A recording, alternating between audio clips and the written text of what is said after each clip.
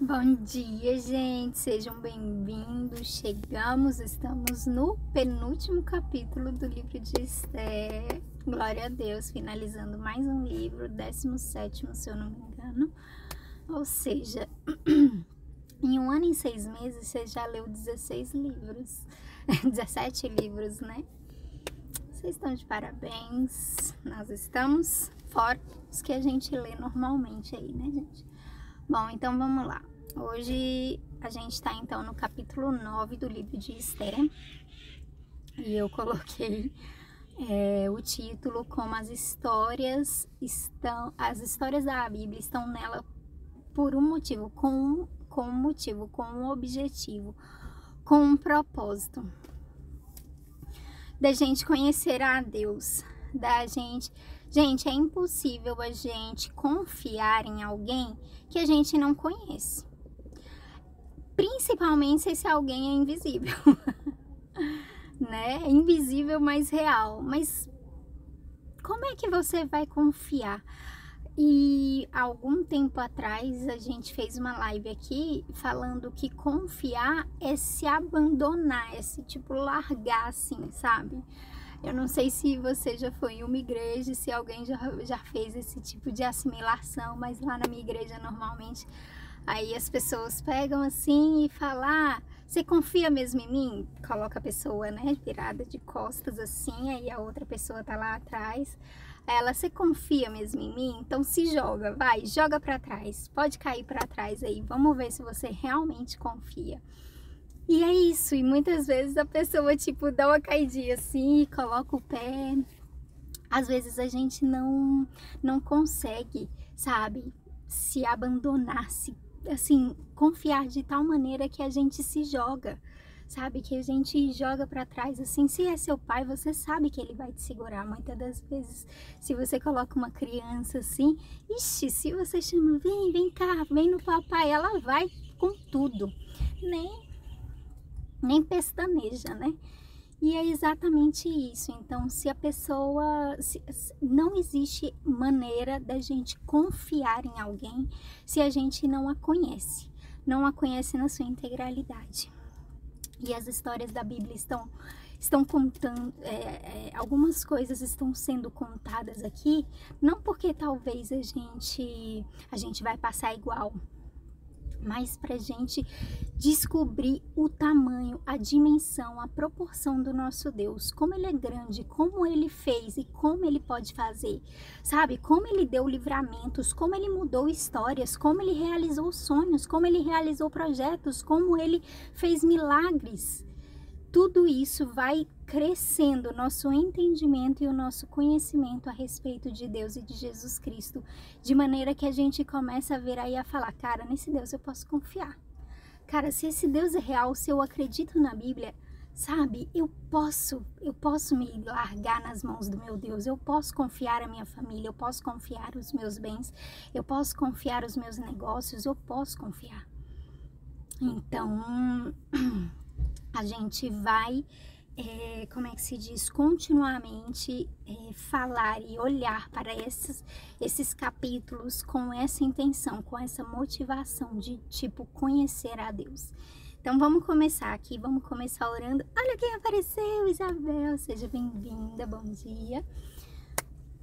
Então, vamos começar orando, e aí a gente vai ler o capítulo em que Esther, ali, né, chega então tão falado capítulo, porque a gente viu lá no capítulo 3, mais ou menos, do livro de Esther, falando que Amã, ele decidiu, ele jogou ali a sorte, né, chamada Pur, dizendo, para decidir qual mês os judeus seriam mortos. Qual mês então haveria aquela matança. E aí durante o ano, não foi nem durante o ano, né? Durante 3 meses eles ficaram aflitos, jejuaram, pensaram, fizeram estratégias do que conseguir. E aí no 3º mês, mais ou menos, eles conseguiram ali com que Amã fosse morto. Porém, a lei não foi revogada. Eles ainda precisariam lutar. E a gente chega exatamente agora nesse capítulo, que é o 12º mês, onde eles precisariam lutar. Mas a gente vai ver aqui que, tipo, mais uma vez Deus, sabe, Deus confirmou e Deus foi fazendo as coisas de uma maneira assim que eles nem se preocuparam com aquela luta. Tamanha era a confiança deles em Deus, de que tudo o Senhor já tinha feito até ali, então que eles não precisariam se preocupar, porque aquele não era o tempo deles morrerem. Então vamos começar orando. Amém, Jesus, obrigada. Obrigada pela sua palavra, sabe, Deus? Ela é lâmpada para os nossos pés e luz para os nossos caminhos. Cada vez que lemos, Deus, essas histórias na Bíblia, sabe, Deus, ontem eu fiquei me questionando, me perguntando, mas Deus, para que eu vou precisar disso? O que eu vou fazer com isso, sabe? Eu não sei se algum dia eu vou viver isso, a gente vai chegar a viver uma perseguição dessas, sabe? E eu fui me perguntando, sabe, porque eles viveram tudo de maneira tão intensa. E o Senhor trouxe ao meu coração, e eu oro para que cada um aqui tenha essa revelação, sabe, do conhecimento, da grandeza, da profundidade, do amor do Senhor, sabe, Deus? Em nome de Jesus, que nós podemos de fato confiar em Ti, que o Senhor é esse mesmo Deus, ontem, hoje e para sempre será. Nos ajude a entender, a ter a compreensão do Senhor e do seu tamanho, e do tamanho do seu amor por nós, de maneira que nós possamos sim confiar e nos largar em teus braços, deixar tudo, Deus, em tuas mãos. Em nome de Jesus é o que te pedimos, e pedimos entendimento a respeito deste capítulo. Em nome de Jesus. Amém? Vamos lá.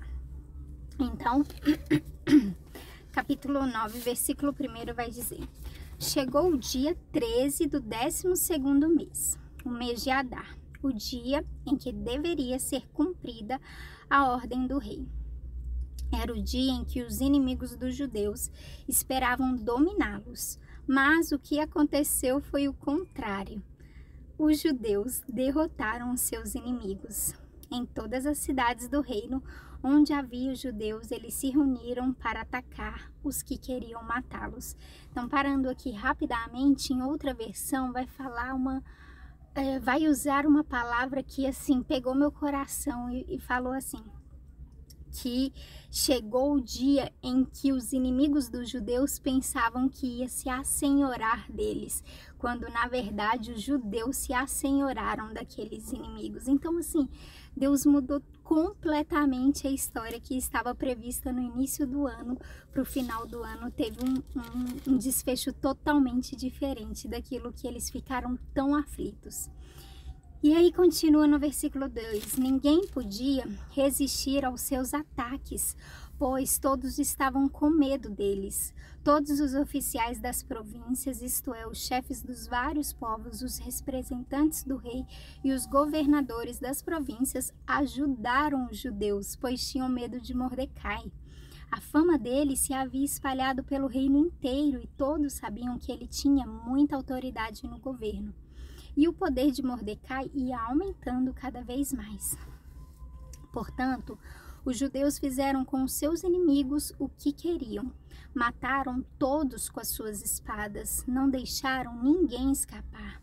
Em Suzã, a capital, eles mataram 500 homens. Mataram também os 10 filhos de Amã, filho de Amedata, o inimigo dos judeus. Os nomes deles eram Parsandata, Dalfão, Aspatá, Porata, Adalias, Aridata, Parmasta, Arizai, Aridai e Vaizata. Mas os judeus não ficaram com os bens deles. Naquele mesmo dia, o rei foi informado de quantas pessoas haviam sido mortas em Suzã. Então, disse a Ester, aqui em Suzã, os judeus mataram 500 homens e também os 10 filhos de Amã. E nas províncias, quantos eles terão matado? O que é que você quer agora? É só pedir. Se quiser mais alguma coisa, eu lhe darei.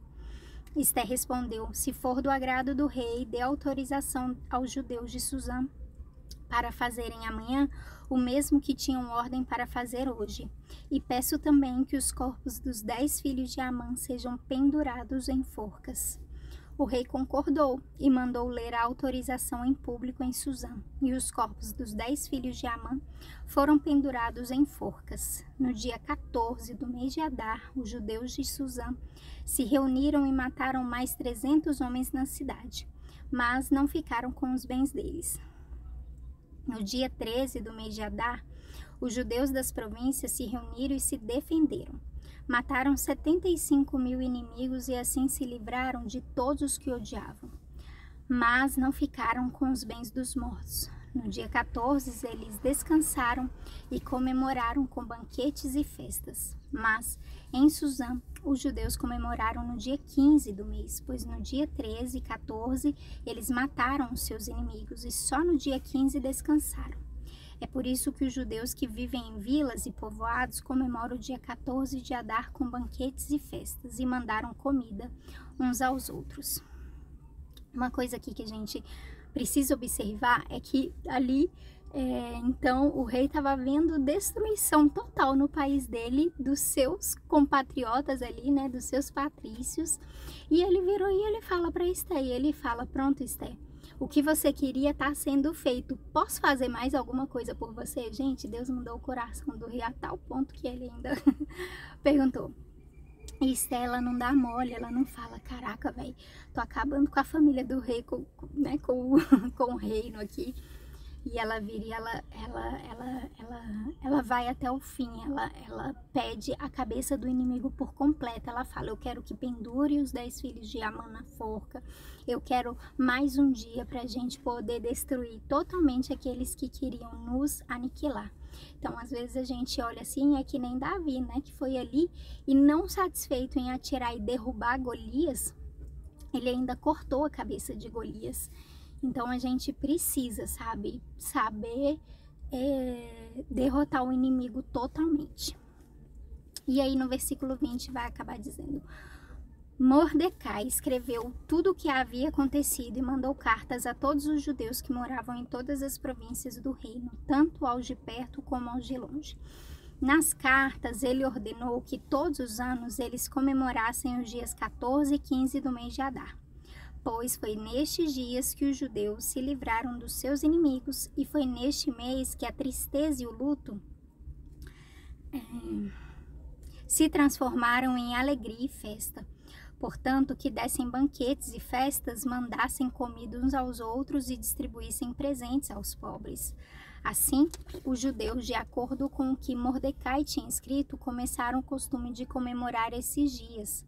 Amã, filho de Amedata, descendente de Agag e inimigo dos judeus, tinha planejado acabar com eles e tinha mandado tirar a sorte, chama-se isso de Purim, para resolverem que dia ia matá-los. Mas Esther foi falar com o rei e ele ordenou por escrito que o mal que Amã havia planejado contra os judeus caísse sobre o próprio Amã. Portanto, enforcaram Amã e os seus filhos. É por isso que esses dias feriados são chamados de Purim, que é o plural da palavra pur. Como resultado da carta de Mordecai e de tudo que os judeus tinham visto e das coisas que aconteceram, eles resolveram que eles mesmos, seus descendentes e os que se convertessem ao judaísmo, seguiriam o costume de comemorar todos os anos esses 2 dias, conforme Mordecai havia escrito.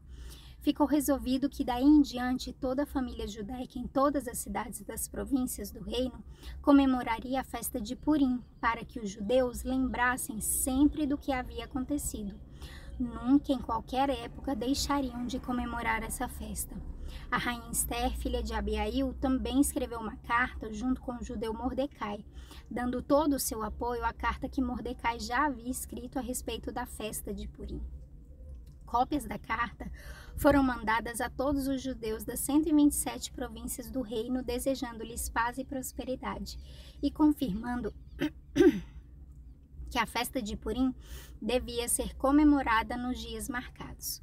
Assim como haviam marcados para si mesmos e para os seus descendentes dias de festas e de jejum, eles deveriam seguir essas ordens do judeu Mordecai e da rainha Esther. A ordem de Esther, confirmando as instruções para a comemoração de Purim, foi escrita num livro. Então, gente, só finalizando, quem aí sabe que até hoje essa festa é comemorada. Os judeus todo, eu não sei se é março ou se é, não deve ser dezembro, né? Enfim, é o último mês deles, do calendário deles. Eles comemoram. Gente, vocês sabem quanto tempo tem isso? Tem muito mais de 2000 anos. 2000 anos foi só que Jesus veio à Terra. Isso daqui aconteceu muito antes de Jesus vir à Terra. Eles comemoram todos os anos a festa do Purim e a gente ainda ouve a respeito disso. É uma tradição em que Deus falou, vai ficar registrado num livro que é a Bíblia. Vai ficar, todo ano esse povo vai comemorar, sabe? Qualquer um podia assim, passar despercebido, ou virar e falar, não, esse ano Deus não nos deu a vitória. Sabe, eles levaram essa tradição a tal ponto que até hoje a gente tem essa festa. Até hoje a gente lembra desse tempo aqui, desse momento em que os judeus seriam destruídos. Então, sabe, não é possível. Não é possível que mais de 2000 anos uma festa vai adiante, que mais? Uma memória a respeito disso segue por anos e anos e anos que não aconteceu de fato, que as pessoas ainda têm dúvida se Deus realmente fez isso, se Deus, sabe, proporcionou tudo isso. Então, assim, as histórias, elas estão marcadas, as festas, elas foram fixadas para isso, para a gente entender que isso tudo veio a acontecer. E não somente aconteceu, como até hoje a gente lembra disso e pode confiar nesse Deus, no Deus que fez essas coisas aqui nesse tempo. Nós podemos confiar que Ele ainda fará e Ele ainda faz pela nossa vida. Amém? Vamos embora? Passamos do nosso tempo. Bom dia, mãe, seja bem-vinda. Lá entrou. Gente, beijo, boa terça. Tá só no início. Tchau, tchau.